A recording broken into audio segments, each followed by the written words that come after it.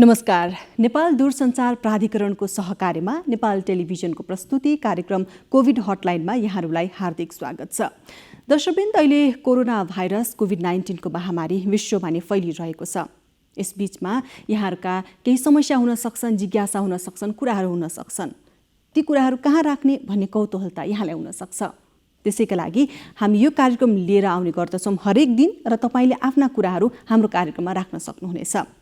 सुरुमै म यहाँलाई हाम्रो कार्यक्रमको सम्पर्क नम्बर दिन चाहन्छु, जहाँ तपाईले आफ्ना कुराहरू हामीलाई राख्न सक्नुहुनेछ। हाम्रो कार्यक्रमको सम्पर्क नम्बर रहेको छ 98 427 49 075। यो नम्बरमा यहाँहरूले आफ्ना कुराहरू, आफ्ना गुनासाहरू राख्न सक्नुहुनेछ। यसै गरेर हाम्रो फेसबुक पेज रहेको छ एनटिभी रेस्पोन्स, त्यसमा पनि तपाईले आफ्ना कुराहरू राख्न सक्नुहुनेछ। हाम्रो इमेल आइडी पनि रहेको छ, जुन ntvcovid19response@gmail.com रहेको छ। त्यसमा पनि यहाँले आफ्ना कुराहरू राख्न सक्नुहुनेछ। हामी दैनिक रूपमा आउने गर्दछौँ र तपाईले नै राख्नुभएका ती समस्याहरू हामी सम्बन्धित निकायसम्म पुर्याउने कोसिस गर्ने गर्दछौँ र त्यसको समाधानको पहल पनि गर्ने गर्दछौँ।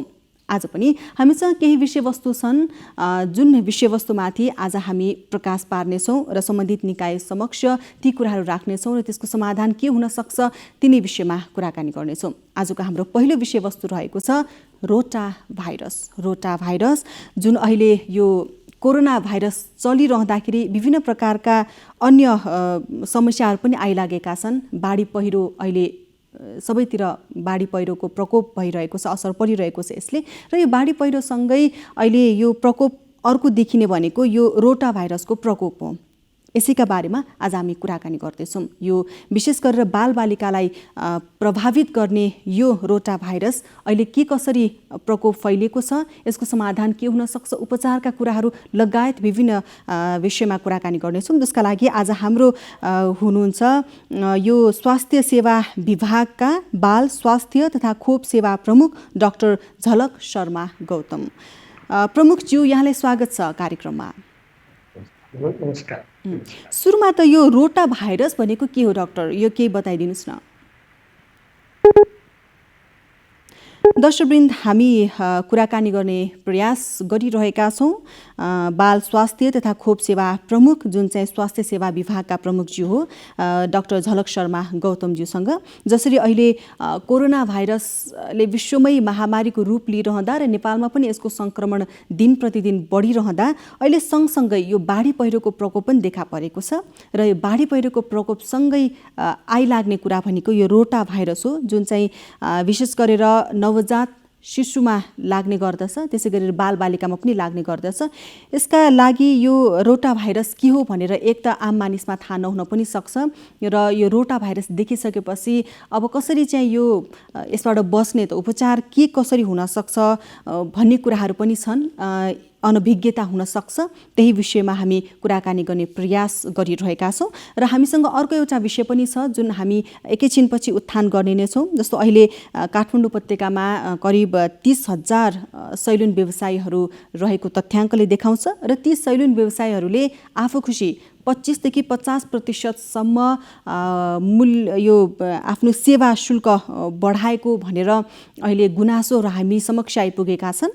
ती गुनासालाई नै समेटेर हामी के हो त, किन चाहिँ यो कोरोना भाइरसको महामारीका बीचमा यो सेवा शुल्क बढाउनु परेको भन्ने कुराहरू हामी गर्नेछौँ। यसका साथसाथै सुरक्षाका कुराहरू पनि छँदैछन्, किनभने यो कपाल काट्नेदेखि लिएर अन्य जुन सुविधाहरू उहाँले दिँदै हुनुहुन्छ, त्यसमा एकदमै यो दूरी, जुन सामाजिक दूरी कायम राख्ने भन्ने कुरा छ, त्यो सामाजिक दूरी नहुने भएकाले त्यसमा अब कसरी चाहिँ उहाँले सुरक्षा सतर्कता अपनाएर गरिरहनु भएको छ भन्ने कुरा पनि हामी आजको कार्यक्रममा जोड्ने नै छौँ। पक्कै पनि दर्शकवृन्द, यहाँहरूले आफ्ना समस्याहरू, जिज्ञासाहरू राख्न सक्नुहुनेछ। हामी बारम्बार भनिरहेका छौँ, तपाईँलाई कहाँ चाहिँ आफ्नो कुरा राखौँ होला भन्ने अनभिज्ञता, कौतूहलता भयो भनेदेखि हाम्रो कार्यक्रममा आफ्ना कुराहरू राख्न सक्नुहुनेछ। त्यसैले नै हामी दैनिक रूपमा यो कार्यक्रम लिएर आउने गर्दछौँ। हरेक दिन 12:30 बजे हामी प्रत्यक्ष यहाँहरू समक्ष आइपुग्ने गर्दछौँ। शनिबार भने हाम्रो समय रहेको छ 11:30 मा। हामी स्वास्थ्य सेवा विभागका बाल स्वास्थ्य तथा खोप सेवा प्रमुख ज्यूसँग केही बेरमा कुराकानी गर्ने नै छौँ। तर अहिले पनि हामी यो सैलुन व्यवसायीहरू जसले चाहिँ अहिले यो शुल्क बढाएको भन्ने गुनासो हामी समक्ष आएको छ 25 देखि 50% त्यो के हो त, किन बढाउनु पर्यो भन्ने कुराहरू गर्दैछौँ। त्यसका लागि अहिले हामीसँग प्रत्यक्ष रूपमा सम्पर्कमा जोडिसक्नु भएको छ नेपाल नाई सङ्घका अध्यक्ष राजेन्द्र ठाकुरज्यू। अध्यक्षज्यू, यहाँलाई स्वागत छ कार्यक्रममा। धन्यवाद। जस्तो हामीलाई गुनासो आयो अध्यक्षज्यू कि यहाँहरूले आफ्ना जति पनि यो सेवाहरू दिइरहनु भएको छ त्यस सेवा शुल्कमा 25 देखि 50% मूल्य वृद्धि भयो भनेर हामीलाई गुनासो आएको छ। यो के हो, किन बढाउनु पर्यो अहिले यो कोरोना महामारीका बीचमा? सर्वप्रथम म एउटा कुरो के भन्न चाहन्छु भने 70% देखि 50% त होइन, 20% देखि हामी 40% बढाएको छौँ। हजुर। किनभने हाम्रो पसलहरू, सैलुन व्यवसायहरू अहिले हाराहारी 4 महिनाको अवधिभरि हाम्रो पसलहरू बन्द छ। त्यसै अन्तर्गत अहिलेसम्म हाम्रो नेपाल सरकारको ध्यान आकर्षण भएको छैन कि हाम्रो व्यवसायहरू, नाई व्यवसायहरू धेरै धनीहरू छैन, एकदम गरिब मध्यम परिवारकाहरू हुन्। उहाँहरूको समस्या के छन्, अहिले चारैतिरबाट अहिले हाम्रो आन्दोलनहरू पनि गरिराखेका छौँ। 12 पर्सा, 2 नम्बर प्रदेश, 3 नम्बर प्रदेश, 4 नम्बर प्रदेशबाट। किनभने हाम्रो अब जुन घर भाडाहरू छन् म्याक्सिमम 10,000, 8,000 भन्दा 12,000 भन्दा मुनिको घर भाडाहरू छैन। हामीलाई घर भाडाहरू तिर्न एकदम गाह्रो भयो। हामीले जेठ 26 गते मन्त्री परिषदमा 3वटा चिठीहरू बुझाएको थियौँ। अहिलेसम्म हामीलाई कुनै किसिमको राहत स्वरूप एउटा मास्क अथवा सेनिटाइजर अथवा पन्जाहरूको रूपमा पनि कुनै किसिमबाट सरकारहरूबाट सहयोग आएको छैन। जस्तो अध्यक्षज्यू, जस्तो यो कुराहरू भनिरहँदा होइन, कोरोना भाइरसको प्रभाव त सबैतिर छ, विश्वकै अर्थतन्त्र डामाडोल अवस्थामा छ, नेपालमा पनि त्यत्तिकै प्रभाव परेको छ। तपाईँहरूको व्यवसाय मात्र होइन, अन्य धेरै उद्योग व्यवसायहरू अहिले एकदमै प्रभावित भएका छन् होइन।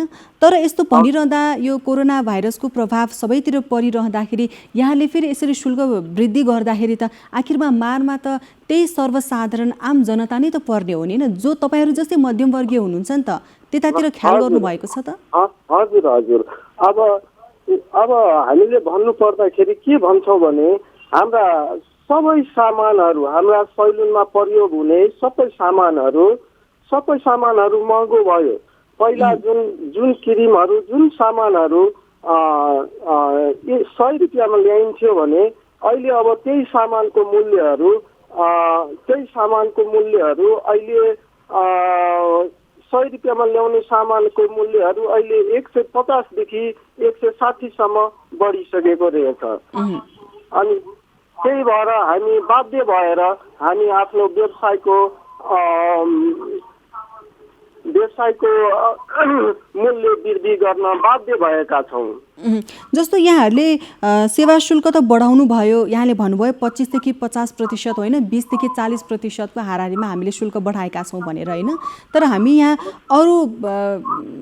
अरूहरूको मूल्य वृद्धि हुँदाखेरि भनौँ न 1%, 2% मूल्य वृद्धि हुँदाखेरि हामी नै हो विरोधका, हाम्रै स्वरहरू आउने हुन् होइन।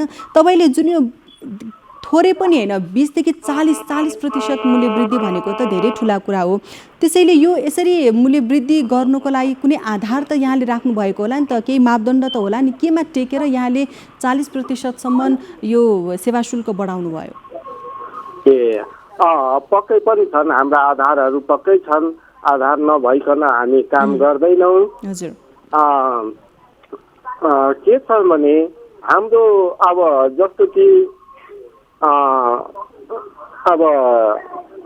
जस्तो चामलको भाडा, चामलको दाम दिनदिनै बढ्छन्, डिजल पेट्रोलको दाम दिनदिनै बढ्छन्, अब जेको सामानको पनि दिनदिनै बढ्छन्। तर हाम्रो त्यस्तो छैन। हाम्रो कस्तो छ भने 2 वर्ष 3 वर्षमा एकचोटि 10-20 रुपियाँ बढ्ने हो, त्यहाँबाट 2 वर्ष 3 वर्षसम्म हामी बढाउँदैनौँ। तर अहिले त एकैचोटि 50 रुपैयाँसम्म बढाएको भन्ने आयो नि त कुरा त। होइन, पहिला हाम्रो नेपाल नाई सङ्घले 130 रुपियाँ मूल्य राखेको थियो कपाल काट्न। हजुर। अहिले हामी 150 रुपियाँ गरेका छौँ। भनेपछि ठिकै छ, यहाँको कुरा चाहिँ तपाईँहरूले समस्या नै परेको छ साँच्चीकैको। अहिले त्यत्रो महिना व्यवसाय बन्द गर्दाखेरि भाडाको कुरादेखि लिएर हरेक कुराहरू छन्, त्यसले गर्दा अप्ठ्यारो पर्यो र यसरी चाहिँ मूल्य वृद्धि गर्नु पर्यो, सेवा शुल्क बढाउनु पर्यो भन्ने यहाँको कुरो। तर हामी फेरि पनि अनुरोध गर्न चाहन्छौँ, यहाँले फेरि पनि एकचोटि रिभ्यू गर्नुहोला कि यो जुन सेवा लिनुहुन्छ ती पनि आम जनता नै हुन्, जो मैले अघि पनि भने कि यहाँहरू जस्तै समुदाय यहाँकै वर्गका हुनुहुन्छ। त्यसैले यो निवेदन म राख्दै अहिले यहाँसँग छुट्टिन्छु। हस् त, धन्यवाद। दर्शकवृन्द, उहाँ हुनुहुन्थ्यो नेपाल नाई सङ्घका अध्यक्ष राजेन्द्र ठाकुरज्यू। उहाँले आफ्नो समस्या राख्दै यही कारणले हामीले चाहिँ यो सेवा शुल्क बढाउनु पर्यो भन्ने कुरा राख्नुभयो। आफ्नो कुराहरू सरकार समक्ष पनि राखेको उहाँले जानकारी गराउनु भयो। पक्कै पनि यो कुरा सल्टिनेछ भन्ने आशा गर्दछौँ। अहिले फेरि हामी रोटा भाइरसतर्फ नै लाग्न चाहन्छौँ। मैले अघि पनि यहाँहरूलाई भने कि अहिले कोरोना भाइरसको महामारी चलिरहँदा रोटा भाइरस पनि देखिन थालेको भन्ने कुरा आइरहेको छ। यो रोटा भाइरस हो कि लगायतका विषयमा कुराकानी गर्नका लागि अहिले हामीसँग जोडिनु भएको छ फेरि पनि स्वास्थ्य सेवा विभागका बाल स्वास्थ्य तथा खोप सेवा प्रमुख डाक्टर झलक शर्मा गौतमज्यू। प्रमुखज्यू, यहाँलाई स्वागत छ फेरि पनि कार्यक्रममा। हजुर, धन्यवाद, नमस्कार। जस्तो मैले अघि पनि यहाँलाई प्रश्न राखेको थिएँ कि यो रोटा भाइरस भनेको के हो त, सुरुमा यही जान्न चाहेँ। रोटा भाइरस एउटा अब यो एक खालको विषाणु हो। यो हाम्रो समुदायमा जताततै पाइन्छ र खास गरी यो भाइरस संक्रामक खालको भाइरस हो र यो भाइरस कुनै पनि माध्यमबाट हाम्रो खाना पानी वा हाम्रो हातहरूको माध्यमबाट हाम्रो बालबालिकाहरूको आन्द्रामा पुग्यो भने आन्द्रामा संक्रमण गराएर यसले जटिल खालको पखाला लगाउन सक्छ र त्यो पखाला लगाउने, बान्ता गराउने र ज्वरो आउने हुन्छ बालबालिकाहरूमा। र कडा खालको पखाला लाग्यो भने त्यो पखालाको कारणले जलवियोजन हुन्छ।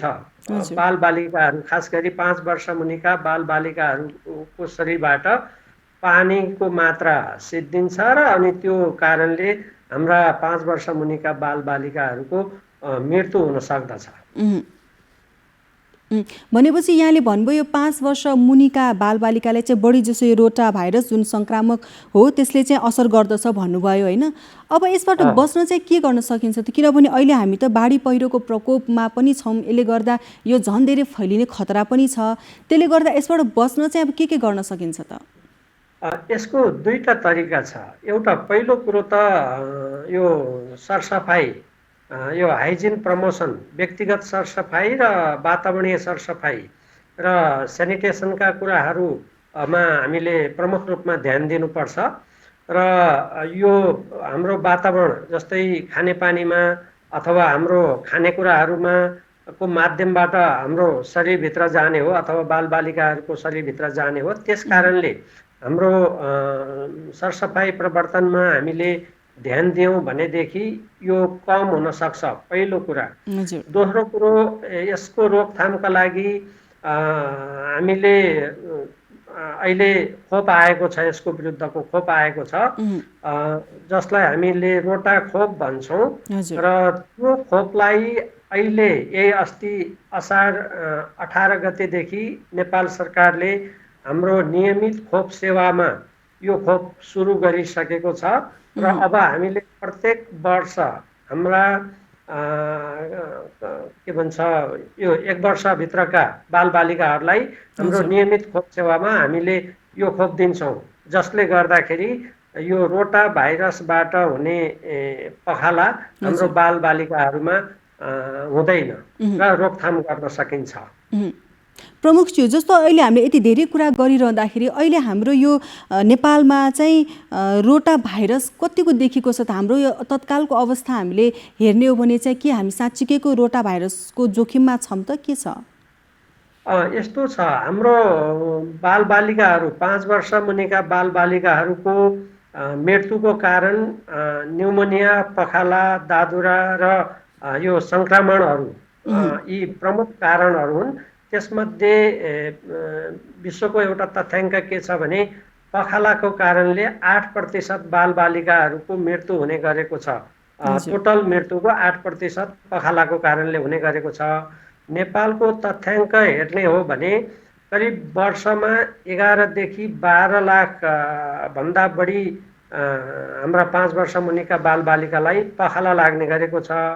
त्यसमध्ये करिब 4 लाख बालबालिकालाई रोटा भाइरसको कारणले पखाला लाग्छ। अनि यो ठुलो सङ्ख्या हो र यसको कारणले करिब प्रति वर्ष प्रति 1 लाखमा करिब 7 जना बालबालिकाहरू हाम्रो 5 वर्ष मुनिको बालबालिकाहरूको मृत्यु हुने गरेको छ पखालाको कारणले। त्यसकारणले यो समस्यालाई रोक्नका लागि अघि मैले भने जस्तो दुईटा कारण, एउटा सरसफाइ प्रवर्धन, हाम्रो वातावरणीय सरसफाइ, दिशा पिसाब हाम्रो जथाभावी नगर्ने, चर्पीमा प्रयोग गर्ने र अनि यो हात धुने, साबुन पानीले हात धुने, पकाएर खाना खाने र यी कुराहरू हामीले ध्यान दिनुपर्छ भने अर्को रोकथामको उपाय भनेको हाम्रो खोप आइसकेको छ। हामीले नियमित खोप सेवामा रोटा भाइरस विरुद्धको खोप ल्याइसकेका छौँ र यो खोप दिन सकिन्छ। यो खोप हामीले हाम्रो बालबालिकाहरू जन्मेदेखि 6 हप्तामा पहिलो मात्रा र 10 हप्तामा दोस्रो मात्रा दिनुपर्ने हुन्छ। मुखबाट यो खोप खुवाउँछौँ हामीले। त्यसकारणले यो खोप हाम्रा बालबालिकाहरूलाई अनिवार्य रूपमा खुवाइदिनुपर्छ यो रोकथामको लागि। हजुर, जस्तो यो अहिले जसरी यो रोटा भाइरस भनेर खोप पनि सुरु भइसकेको भनेर यहाँले जानकारी गराउनु भयो होइन, अहिले यति बेला चाहिँ यो किन चाहिँ यसरी महामारीको रूपमा, जस्तो यहाँले भन्नुभयो कि बालबालिकाहरू जोखिमपूर्ण अवस्थामै छन् भनेर यहाँले केही तथ्याङ्कहरू पनि भन्नुभयो। अहिले यो महामारीको रूपमा अहिलेको समयमा चाहिँ किन आइपुग्यो? यो के मौसमका कारणले हुने हो कि के हो? यसको केही कारणहरू छ कि? यो यस्तो छ, यो रोटा भाइरस अहिले मात्रै देखिएको होइन, पहिलेदेखि नै हाम्रो वातावरणमा छ, हाम्रो वरिपरि छ। यसले पहिलेदेखि नै हाम्रो बालबालिकाहरूलाई पखाला लगाउँदै आइराखेको छ। यसको रोकथामका उपायहरूको हामीले खोजी गरिराखेका थियौँ र अहिले नेपाल सरकारले करिब सन् 2012मा यो खोप सुरु गर्नुपर्छ भनेर हाम्रो राष्ट्रिय खोप सल्लाहकार समिति पनि छ, त्यो समितिले पनि सिफारिस गरेको थियो। सोही बमोजिम अहिले नेपाल सरकारले निर्णय गरेर अहिले हामीले यो खोप सुरुवात गरेका हौँ। जस्तो अहिले त हामी यो केही खुला छ लकडाउन, तर लकडाउनमै छौँ होइन। अब यस बिचमा यहाँले भन्नुभएको जस्तै 5 वर्ष मुनिका बालबालिकालाई तपाईँले भन्नुभएको जस्तो लक्षणहरू देखा पर्यो र रोटा भाइरसकै यो शङ्का देखियो भने जस्तो उहाँहरूले कहाँ गएर के कस्तो स्वास्थ्य सुविधा लिन सक्नुहुन्छ, त्यहाँ यहाँहरूको भूमिका विभागको के रहन्छ? अनि यहाँले भन्नुभयो कि यी लक्षणहरू देखिन्छन् भनेर, तर ती लक्षण देख्ने बित्तिकै चाहिँ जोखिमपूर्ण हुन्छ भन्ने अवस्था पनि नरहला। के अवस्था भयो भनेदेखि चाहिँ जोखिमपूर्ण हुन्छ, तत्काल अस्पताल कुदाइहाल्नुपर्ने हुन्छ, के छ त्यसमा? पहिलो कुरो त अघि मैले भने यो रोटा भाइरसले हाम्रो बालबालिकाहरूमा पखाला लगाउँछ, बान्ता गराउँछ र ज्वरो आउँछ। यदि बालबालिकाहरूलाई पखाला लाग्यो, ज्वरो र बान्ता आयो भने तुरुन्तै नजिकको स्वास्थ्यकर्मी, स्वास्थ्य संस्थामा सम्पर्क राख्नु पर्यो। ज्वरो पनि कतिको आयो भने डाक्टर? ज्वरो सामान्य खालको ज्वरो आउँछ, यो 100 डिग्री अथवा 101 खालको ज्वरो आउँछ र अनि पखाला कडा खालको पखाला लाग्छ, एकदम पानी जस्तै पखाला लाग्छ। त्यस्तो भयो भने तुरुन्तै घरमा बालबालिकाहरूलाई घरमा नराखेर तुरुन्तै स्वास्थ्य संस्थामा लानु पर्यो, स्वास्थ्य कर्मीसँग सल्लाह लिनु पर्यो। यी उपचारहरू निशुल्क हामीले हाम्रो स्वास्थ्य संस्थामा निशुल्क उपलब्ध गराएका छौँ। अहिले मैले यहाँबाट भन्दाखेरि घरमै पनि जीवनजल आदि छ भनेदेखि जीवनजल खुवाउँदै अनि जिङ्कहरू त्यस्तो हामीले व्यवस्था गरेका छौँ हाम्रो स्वास्थ्य संस्थामा। यो निशुल्क पाइन्छ र त्यो गरेर घरमा राखिरहने होइन बच्चालाई, र तुरुन्तै स्वास्थ्यकर्मी स्वास्थ्य संस्थामा लानु पर्यो, त्यहाँ उपचार निशुल्क पाइन्छ। र यदि ती स्वास्थ्य संस्थामा पनि उपचार सम्भव भएन भने रिफरको व्यवस्था पनि गर्नुपर्छ र रिफर पनि गर्नुपर्छ। यदि हामीले तुरुन्तै बालबालिकाको त्यो पखालाबाट प्रभावित बालबालिकाको तुरुन्तै उपचार गर्न सकेनौँ भने मृत्यु पनि हुन सक्छ। त्यस कारणले पनि म तुरुन्तै उपचारको लागि स्वास्थ्य संस्थामा सम्पर्क राख्नु हुनका लागि अनुरोध गर्न चाहन्छु। जस्तो यहाँले भन्नुभयो कि यो अहिले मात्रै देखा परेको होइन, यो रोटा भाइरस पहिलेका वर्षमा पनि थिए भनेर, होइन?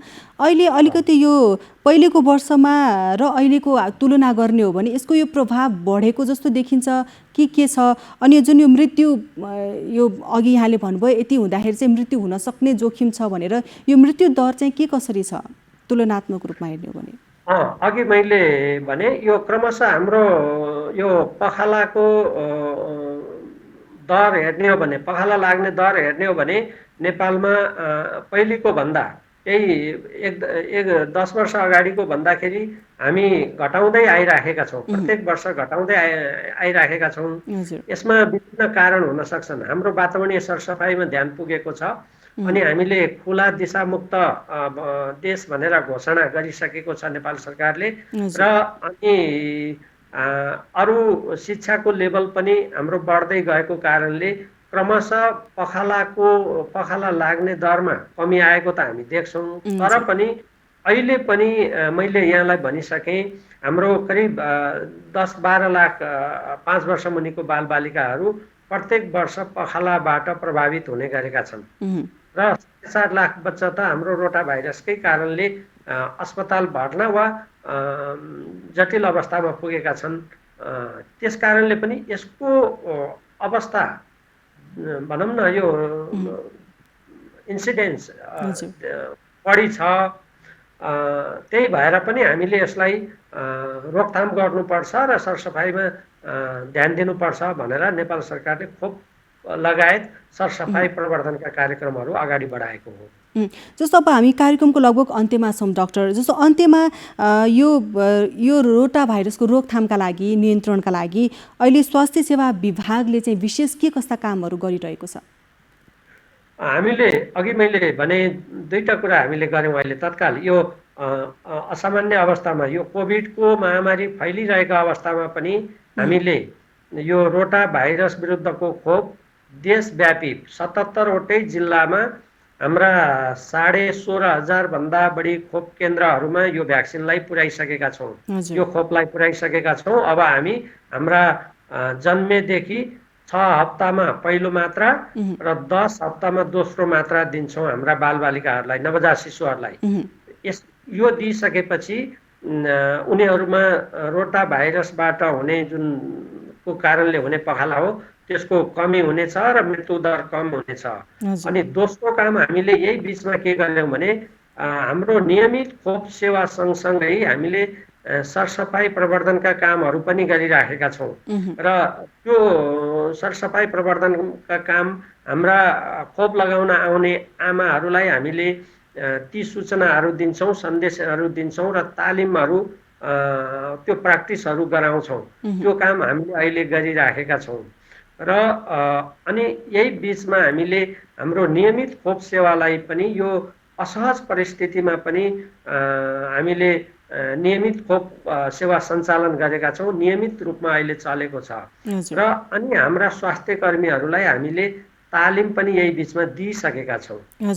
त्यस कारणले पनि अहिले हामीले अब यो अहिले यहाँलाई मैले अब यो अन्तिम समयमा भए पनि भनौँ, अहिले बाढी पहिरो पनि गइराखेको छ। हाम्रा खोप के भन्छ, हाम्रा बालबालिकाहरू यो दूषित पानीको कारणले झाडा पखाला फैलिन पनि सक्छ। त्यो यस्तो अवस्थामा हाम्रा खानेपानीका मुहानहरू सुरक्षित राख्नु पर्यो। अनि यदि झाडा पखालाले हाम्रा बालबालिकाहरू बिरामी भए भने तुरुन्त स्वास्थ्य कर्मीहरूसँग सम्पर्क राख्न पर्यो। निःशुल्क उपचारको व्यवस्था हामीले गरेका छौँ, औषधिहरू वितरण गरेका छौँ र अनि यो खाने कुराहरू, खाने पानीहरू उमालेर खाने र जहाँ पाए वहीँको यो पानीहरू पनि प्रयोग नगर्ने यसबाट बस्न सकिन्छ। हस्, धन्यवाद प्रमुखज्यू। दर्शकवृन्द, उहाँ हुनुहुन्थ्यो स्वास्थ्य सेवा विभागका बाल स्वास्थ्य तथा खोप सेवा प्रमुख डाक्टर झलक शर्मा गौतम। अहिले बाढी पहिरो निम्तिएसँगै अहिले रोटा भाइरसको प्रकोप पनि फैलेको छ, त्यसबाट कसरी चाहिँ बस्न सकिन्छ, के भयो भनेदेखि चाहिँ अस्पताल गइहाल्नु पर्दछ र के हुँदाखेरि चाहिँ जोखिम बढ्न सक्छ भन्ने विषयमा उहाँले हामीलाई जानकारी गराउनु भयो। दर्शकवृन्द, हामी विभिन्न विषय जुन अहिले कोरोना भाइरस देखिए सँगसँगै हामी लकडाउनको स्थितिमा पनि भइरहँदा विभिन्न समस्याहरू आइपर्न सक्छन्। ती समसामयिक पनि हुनसक्छ, कुनै व्यक्ति विशेषका पनि हुनसक्छ, समुदायका पनि हुनसक्छ र देशलाई नै प्रभाव पार्ने पनि हुनसक्छ। यी विभिन्न विषयमा हामी कुराकानी गर्ने गरिरहेका छौँ, जानकारी लिने गरिरहेका छौँ र यहाँले पनि आफ्ना केही जिज्ञासा छन्, कुराहरू छन् भनेदेखि यहाँले आफ्ना समस्याहरू राख्न सक्नुहुनेछ। हाम्रो कार्यक्रमको सम्पर्क नम्बर 98 427 49 075 मा, त्यसै गरेर फेसबुक पेज एनटिभी रेस्पोन्समा पनि आफ्ना कुराहरू राख्न सक्नुहुनेछ। यसै गरेर हाम्रो इमेल आइडी रहेको छ ntbcovid19response@gmail.com। यसमा पनि यहाँले आफ्ना कुराहरू, आफ्ना जिज्ञासाहरू राख्न सक्नुहुनेछ। हामी दैनिक रूपमा आउने गर्दछौँ दर्शकवृन्द तपाईँकै समस्याहरू लिएर। आजका लागि भने कार्यक्रमको समय यति नै। हामी भोलि फेरि पनि उपस्थित हुने नै छौँ। त्यतिन्जेल तपाईँहरू नेपाल टेलिभिजन हेर्दै गर्नुहोला। नमस्कार।